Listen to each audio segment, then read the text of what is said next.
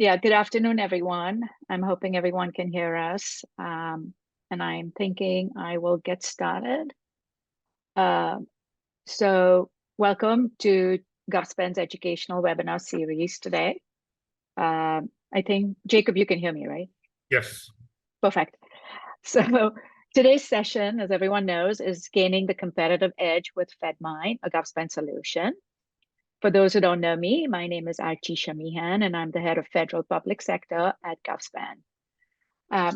GovSpend is a leading provider of, so I'll go over the agenda first. I'll go over the introductions. We'll get into the actual presentation. Couple of housekeeping items. We will be sharing the presentation and the link to the recording after the webinar. So hopefully by tomorrow you should get it, if not in the next hour or two. Also, please use the Q&A function to ask us questions. Ask questions on the Q&A and we will get to them at the end of the presentation. So just wanting to let you know that.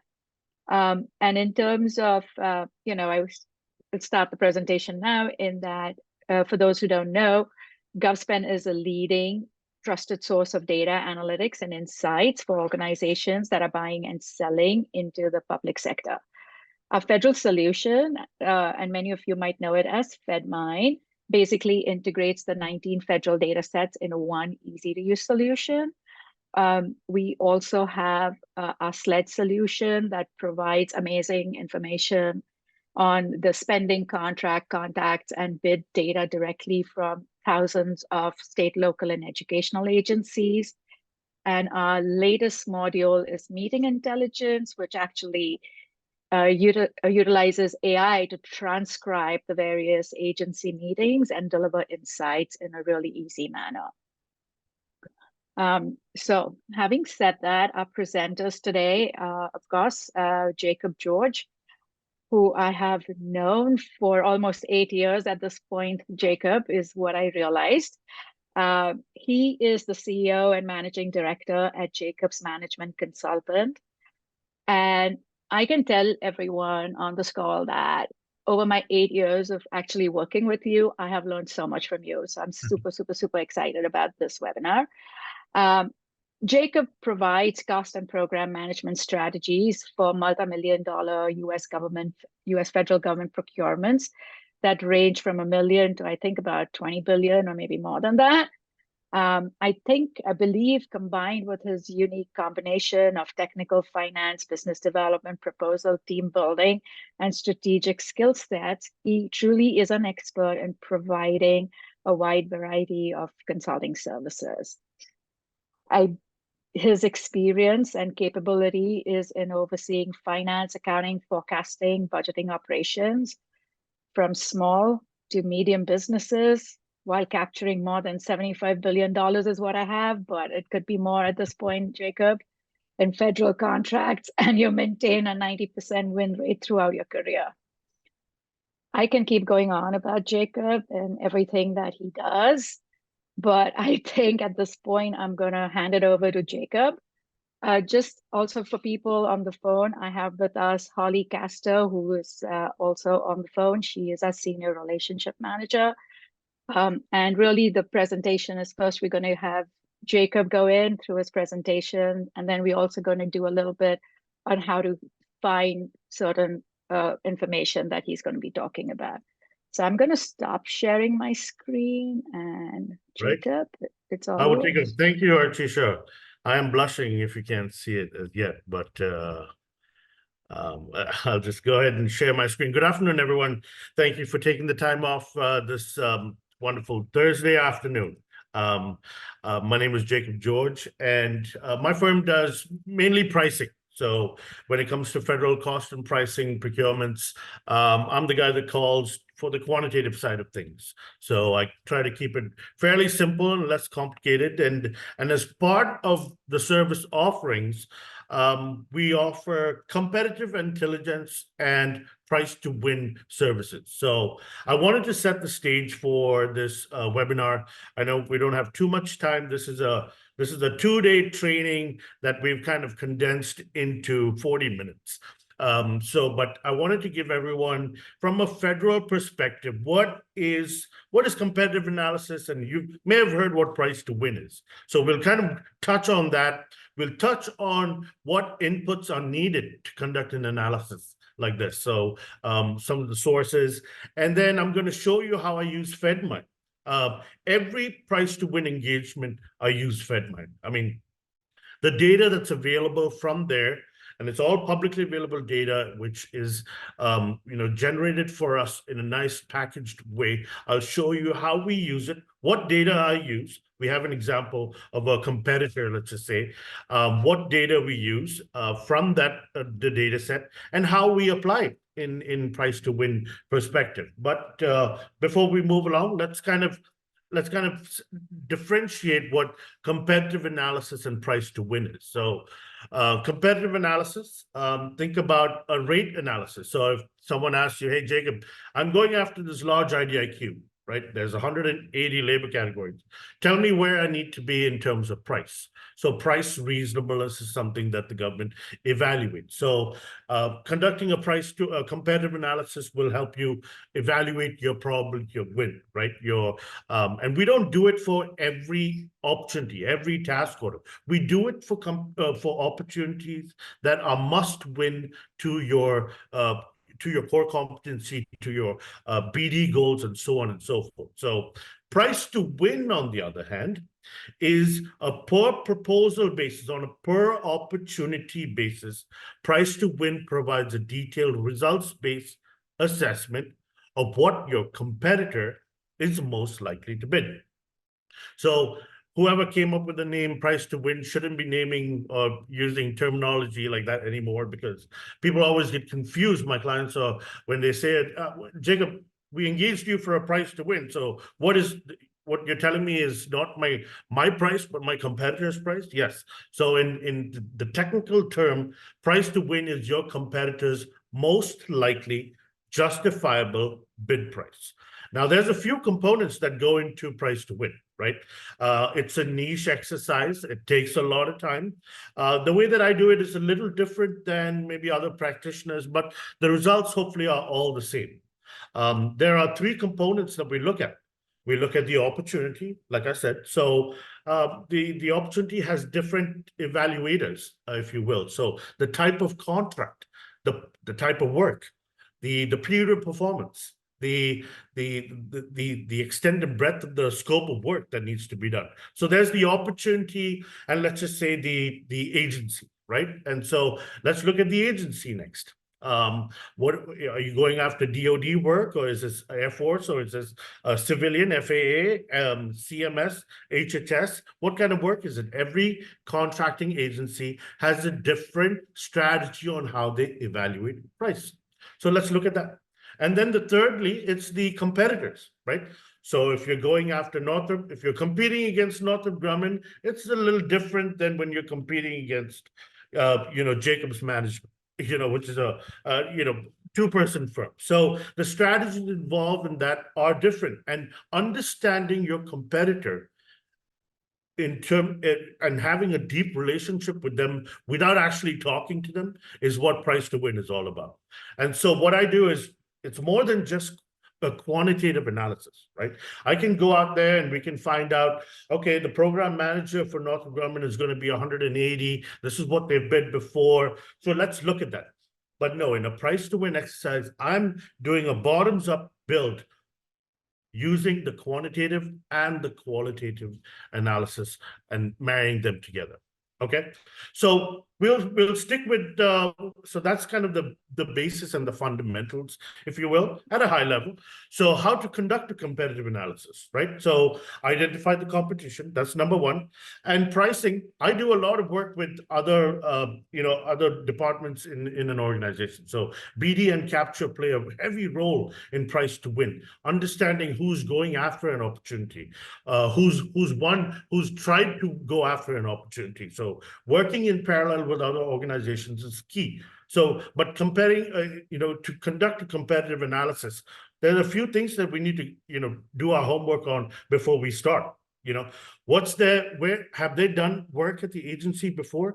What kind of NAICS code have they won? Who have they won it with? Have they been a prime? Have they been a sub? I mean, these are all questions that you need to consider. What about a self-assessment?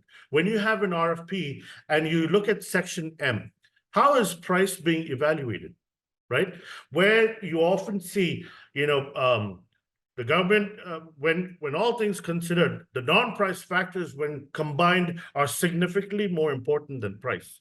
Do we pay attention to those adjectives and that paragraph? Because that is crucial to a price to win, and the data that we get from these. So when I say consider a self-assessment, many companies don't. When they do a pricing strategy, they may say the government's going to evaluate technical, management, small business participation, past performance, and then price, right? You've seen that. And then they may go on to advance, and they may say, these non-price factors are listed in descending order of importance. Okay, that's good.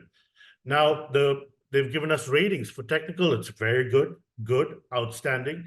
And so when we're doing a pricing strategy exercise, right, where do we expect to be on that self-assessment scale before we even spend hundreds and thousands of dollars going after an opportunity? Do we have the past performance? Do we have the technical? Do we have the management against going after another firm that we know is interested? So those are questions that I seek to hope to quantify for you using Fedmine and some of the other tools that I'll show you in this webinar. Determine your sources of data. That's why we're here. I'm here to wave my Fedmine flag, right? Because I've been a fan ever since Mr. Ashok Menon sent me a report. I've been using it. I haven't swayed, and because the reporting capabilities, which has progressed over the years, has given me so much data to conduct both a competitive analysis and a price to win. So consider the right sources, right? So I have it right there, competitive research firms in bold right there. So Fedmine, that's what we're here for. But me just talking about it is just half of what I expect everyone in this webinar to get out of it. Some things I'm going to show you of how I use the tool is going to be pretty critical. Now, there's other sources of data that you should consider. Government personnel. So I used to work with a firm who does lawful interviews with contracting personnel on behalf of clients, and they'll say, okay, how's the program going? What's your budget? But some insider, some lawful conversations that's to be had, which can glean a lot of information. Internet sources. So existing award and task orders issued. It's easy for me to put that bullet point in, but to get that data from FPDS. Now, FPDS is the Federal Procurement Directive. It's publicly available information that the government by law is required to provide contract details for all awarded RFPs, canceled RFPs, deleted, you name it, it's on FPDS. So it's the Federal Procurement Data Source, right? So, but looking at that, getting data from FPDS is a monster. It's it takes a lot of data mining, and so that's the beauty. One of the initial benefits of having Fedmine is taking data that's lawfully available, that's publicly available, and putting it into a format that is user-friendly. And I'm a dummy when it comes to GUI interfaces, and I can operate it with ease, and I'm going to show you how easy it is. Some of the other documents. So as I mentioned, existing awarded contracts, prior source selection documents, protest documents. Now, all these are different websites, right? GAO.gov is where you go to find protest documents. Maybe it's your GSA website that shows you you have another database that shows you prior source selection. So all these subcontractor data, you're going after a piece of RFP work, and you have a subcontract, and you have a main competitor, but they've been using these subcontractors for the last couple of years, or they've been a subcontractor. Where do you get that information from? internal win-loss data, so all these different components are facets of a true good competitive intelligence and price to win exercise. Now that's where Fedmine comes in. So I'm going to show you, I'm going to quickly pause my share, and I'm going to actually show you a live demo of the data that I use. So this is my Fedmine little the opening page that I have, and I've decided to use Sigma Tech, which is a competitor that I've competed with. They're based in Huntsville, Alabama. So if everyone Hey, can. Jacob, can you Yeah. share your screen? I Oh, don't think sorry. it's. I'm so sorry. Yes. See, I got too excited. See, that's the problem. I get excited. There we go. So can you see my screen now? So this is kind of a typical, they have RFP numbers, they have contract numbers where you can put in all this. But for the purposes of this webinar, I'm going to focus on just one component, which is the company name. So I went ahead and put Sigma Tech, and I did a search, right? And the search results gave me four results, right? So I'm going to go with, just in the interest of time, I know my company is based in Huntsville, Alabama. And oh, look, they do have an office in Colorado Springs. And this is the parent Fedmine company. So I'm going to go ahead and click on their profile. Now, as a PTW practitioner, I'm interested in quantitative analysis, right? So here's a nice little screen that gives me, and you can customize these screens as you need to. And I'd let Archisha talk about that, and when they go through that. So right off the bat, I'm able to get a nice overview of Sigma Tech from the last 7 years, right? So 2019, 2050. They made $105 million in 2020, went down a little bit, came back up, went down, and they're 32 million as of right now in 2024. Now, I'm curious, right? So this is what I do for every competitor, and I do this for every RFP. So I can click on the Army contract. So what made up that $31 million? All right. So before, as a preparation for this this webinar, I already did some analysis. So I want to look at their FMS tasks. So I'm going to go click on details. Right. Why am I doing this? I'm trying to find information on what their award is made out of. Now, this FMS task contract, that's an Army Defense Exports and Corporation contract, that's valued at a ceiling of $38.32 million. Okay, and here we go. There's the solicitation ID right here. This is the contract that helped them win that. Let's go ahead and look at some of the details for that. If I click on that, what am I going to get?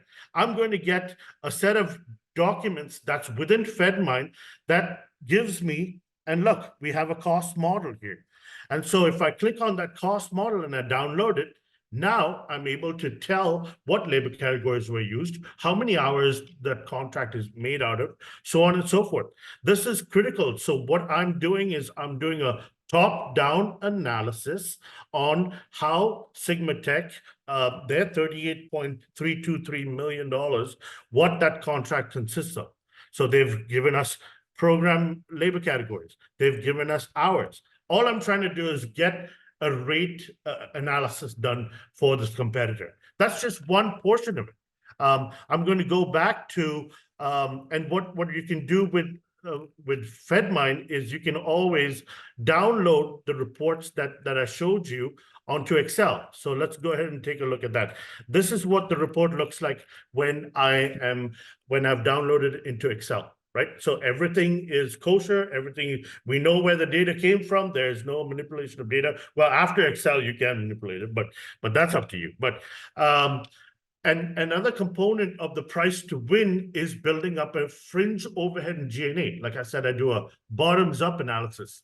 So some of the components for overhead include, okay, how many locations do they have? What type of work? How much work is government side? How much work is contractor side?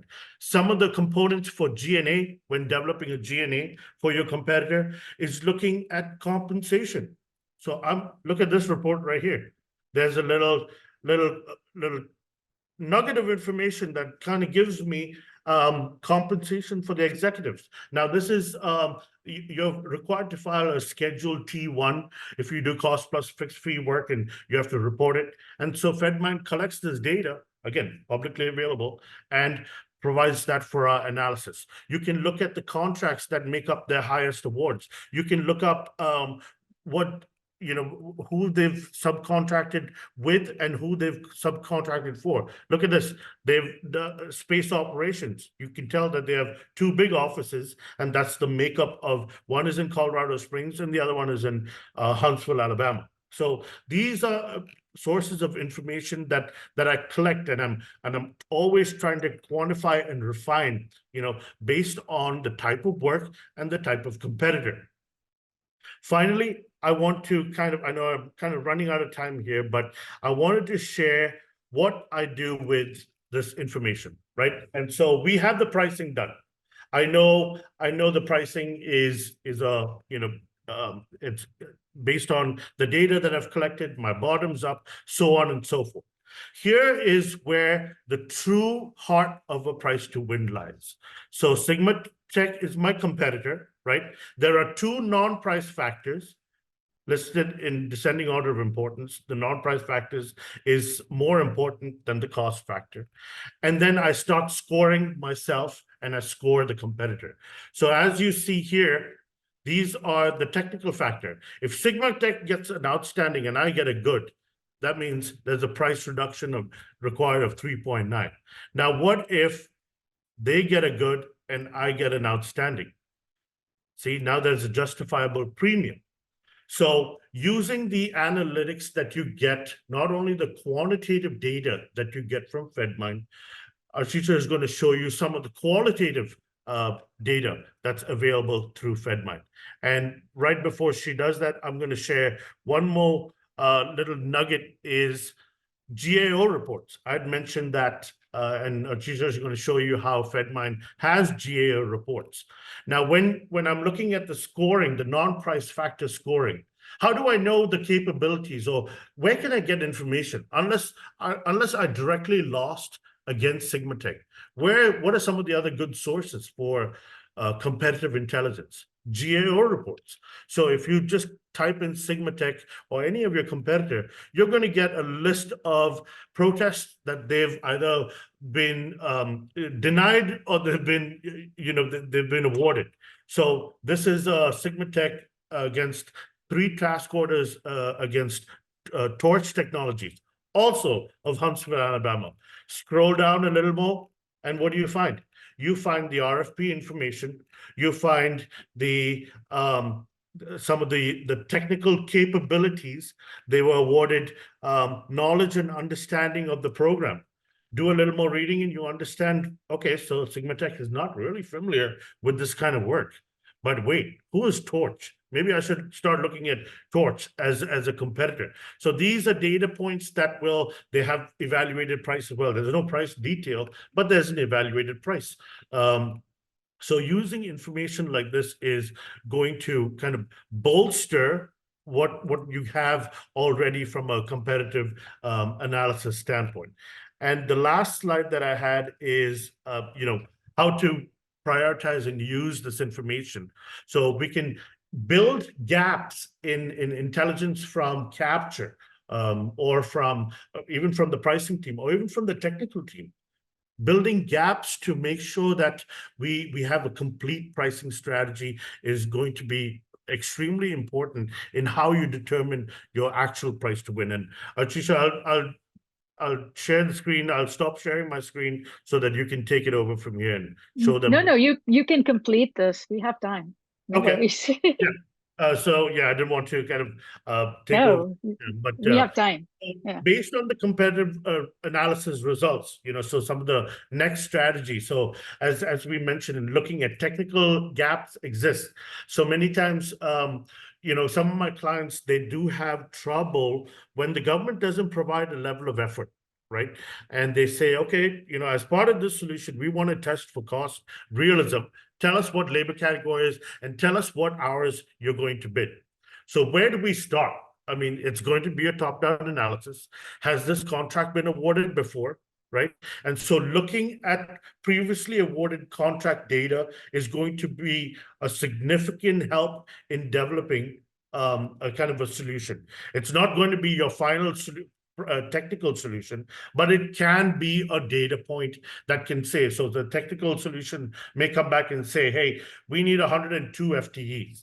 But when I do my analysis using Fedmine, I'm going to say, okay, not really. We need 84 people. That's all this contract can award based on the type of work, the labor categories, and the prior contract award analysis. For the management approach, where can we build up our scores? That's going to be key in understanding where you are from a competitive non-price and price factor. The knowledge of customer information, so revisiting team strategies or consultants, that's going to be key. And do we have that past performance, or do we need to bolster those? So looking at the company profiles, we can kind of have a good matrix or database that tells us, okay, in an IDIQ environment, these are the types of partnerships that we can expect. So those are some small nuggets of information that we can glean on. If pricing compared to competitors is higher, develop cost and price strategies. So this we use this often when we look at awards and why they've lost. So companies that have lost contracts are going to be, at least from a high level, there's a lot more to the statement, but let's just say Sigmatech went from $102 million and they went down to 40 million and then 32 million in subsequent preceding years. Okay.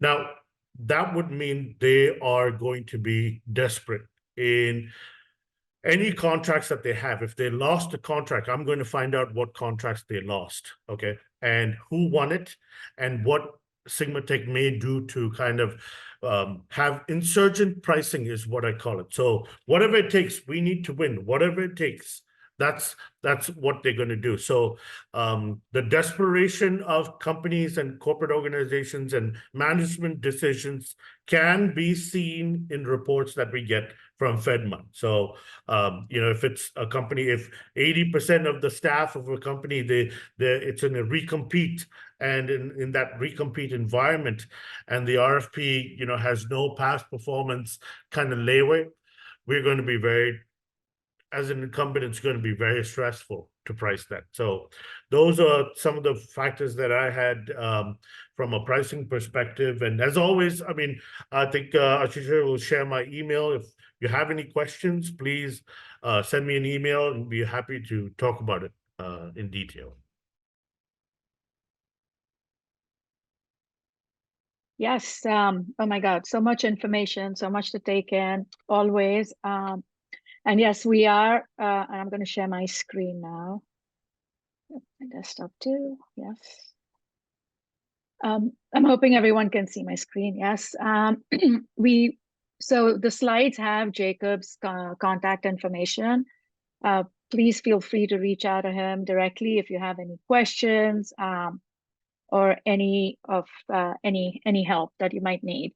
I sort of wanted to go into a couple of things. Jacob talked about getting the data sets.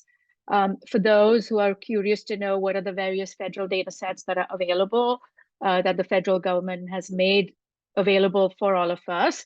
If you go to our Fedmine or GovSpend website and go to our data sets, if you go to solutions, you can go to Fedmine data. You will see all of our data sets that are out there. Fedmine basically is integrating all of this data, but we are very open and transparent about where we are getting our data from. And this could absolutely be a guide for you to know where to pull in your data. So a couple of things that I wanted to cover as we are talking and going through, we talked about understanding our competitors. So where do we get that information, right?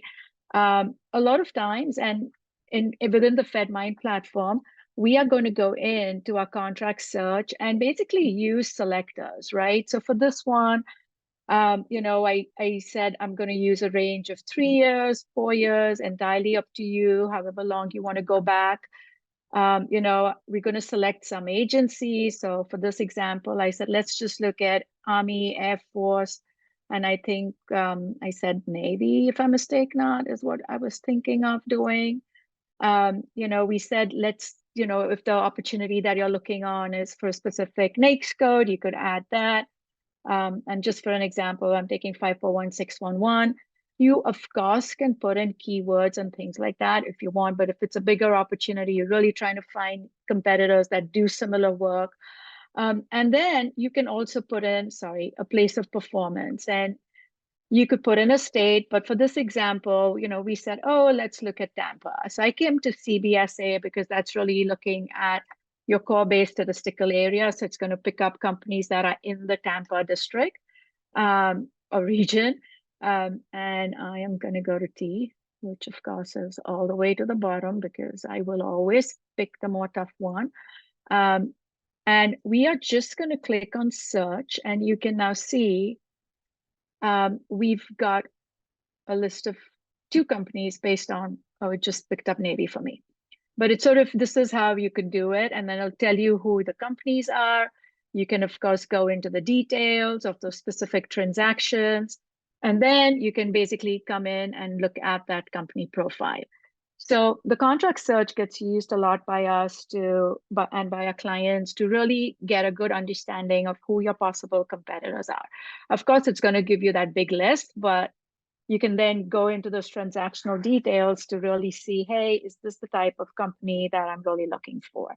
So I wanted to make sure I show you how you could do that. Of course, this is looking at the Fedmine platform, but of course you could use FPDS or sam.gov to do a similar search from what I understand.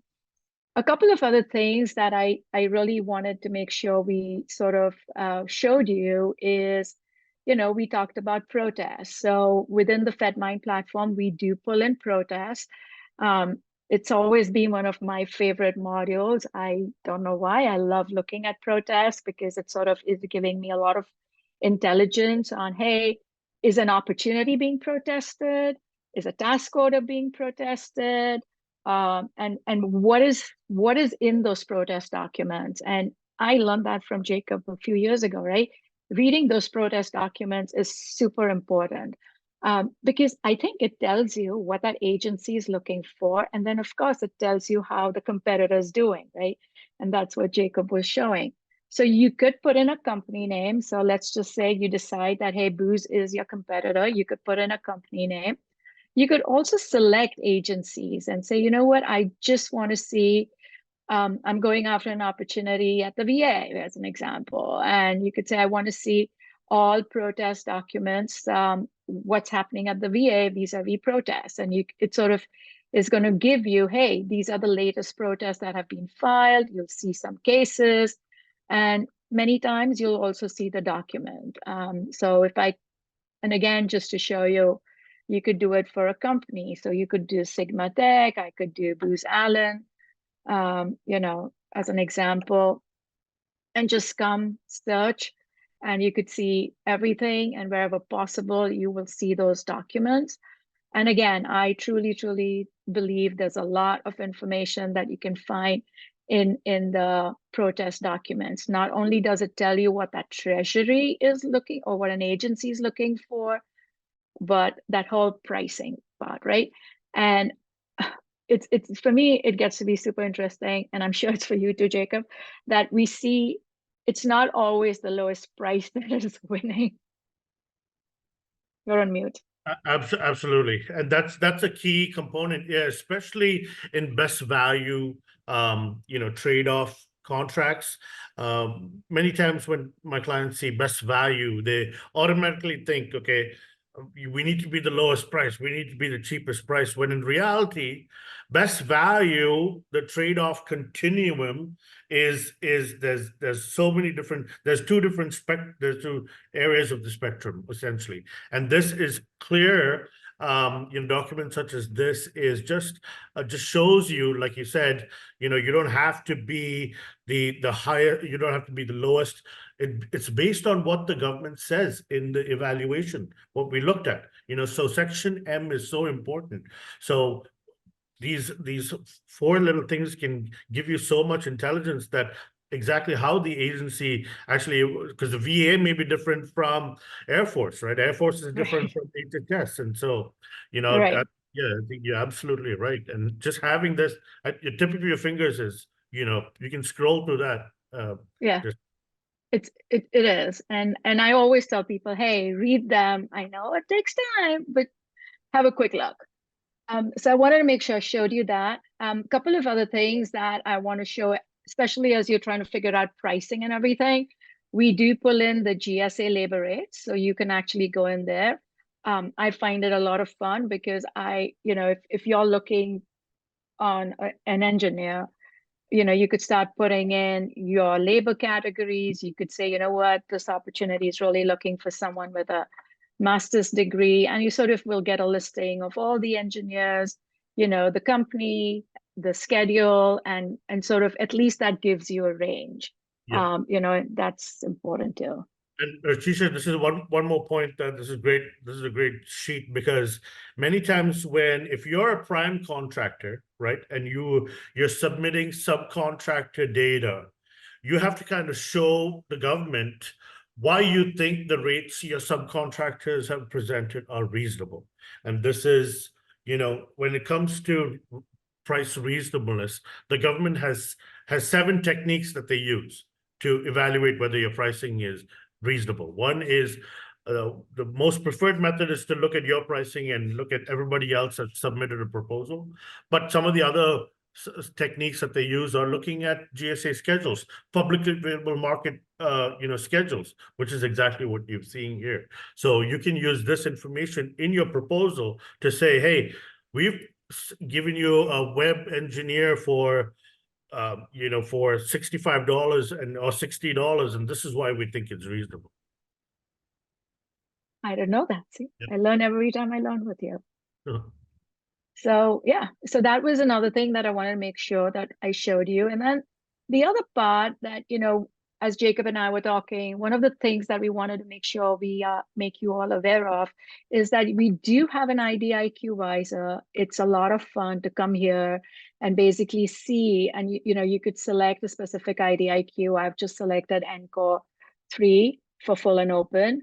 Tells you the companies that are winning contracts, what new task orders. You could sort of go into those transactional details and see, in this case, what's that 40 million for?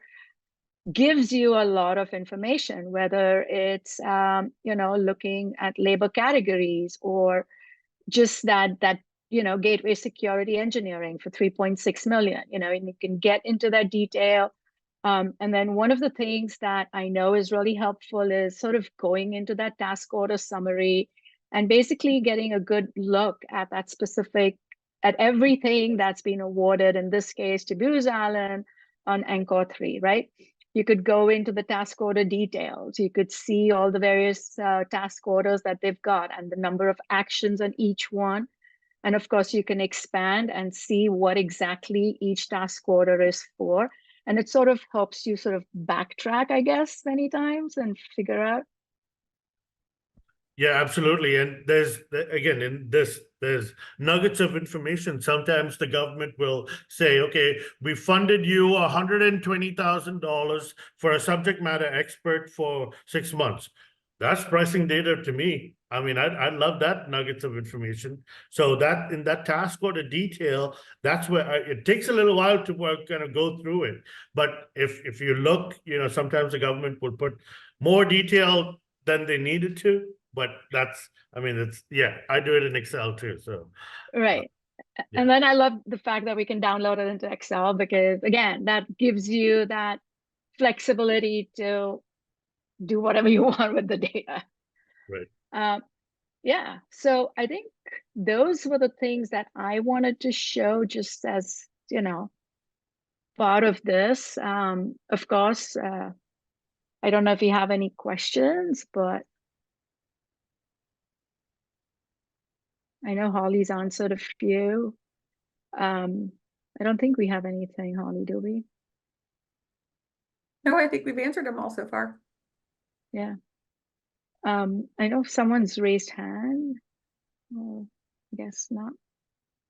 I don't know if the person who's raised hand wants to just chat us and we can try and answer it.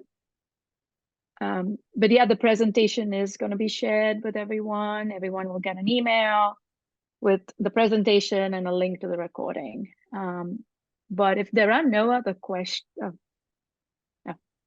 thank yous. Perfect. I think this was a really, really informative webinar, as always learning from you.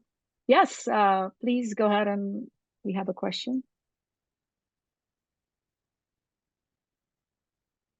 Someone has a question. Yeah, you want to use your mic? I think you can. I've never tried it, sure.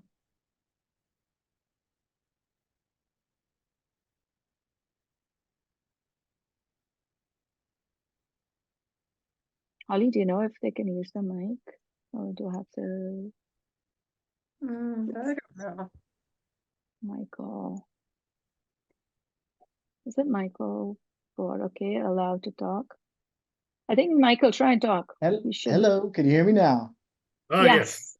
Hi, thank you all very much. That was it's fantastic. My background, I was an intelligence analyst in the Army, and I appreciate having a one-stop shop when we're Yes. doing research and those type of things. So, I do have a question about some of the IDIQs, and so I'm on that page where GWAC IDIQ spending by agency, that portion there. So if I want to look, NASA SOUP 6 is getting ready to get looked at, and then also another one I think is ITES for the Army. If I want to see and continue to track that information in Fedmine, how would you all go about doing that? You want to track the opportunity? Yeah, like I want to keep track of it. I want to see if there's anything new that comes out. I want to points of contacts on that. Holly, do you want to take it? Or Michael, we can have your RM get in touch with you and help you. Yeah. But I typically end up doing keywords because what I've noticed sometimes is like, and it's happened to me with one of these large IDIQs, the federal agency starts sometimes with one opportunity number and then it transfers over to another one. Have you had that happen, Jacob? Yeah, I have. Yeah. So, Holly, I think if we could have Michael's RM reach out, I think maybe Yeah, we that'd be should do great. that. Thank you. Yep. I think David had a question as well. Oh, okay. David Robinson, and David, I'm not sure if you can hear me, but yeah, usually I'd look for it in the task order analysis that Chicha just went through. If the government, and it depends on how the government has set up their CLIN structure, right? So many times labor is separated from software, OEM costs, ODC costs, and so it depends on how it's being evaluated or awarded for funding purposes. And so we look at it based on the task order information like that. So that's how we would separate software costs and hardware costs and even service costs. But this webinar was mainly for services. Yeah, and if you're really looking, a lot of times when we're looking at hardware, we sometimes see the company name in the contract requirement. So just as an example, I'm going to put Dell in the keyword, and I don't know, and I've just left it for FY24. But this is where you might see that, hey, I have $160 million that were awarded year to date, where Dell is in the keyword, and you can then sort of go in and do that analysis for products if that's another way that you want to look at, and then sort of tie in and see, hey, what's the pricing that MCP computers is getting as an example for Dell, So I don't know if that helps answer your question. And I think that's it. Cool. So thank you. Oh, okay, dead. Perfect. Questions answered. Thank you everyone for attending. Thank you so much, Jacob, for taking time out of your busy schedule to share your wisdom with all of us. Thank We truly, truly appreciate it. Have a great afternoon, Thank everyone, you. and see you next time. Take care. Bye-bye. Thanks, Jacob.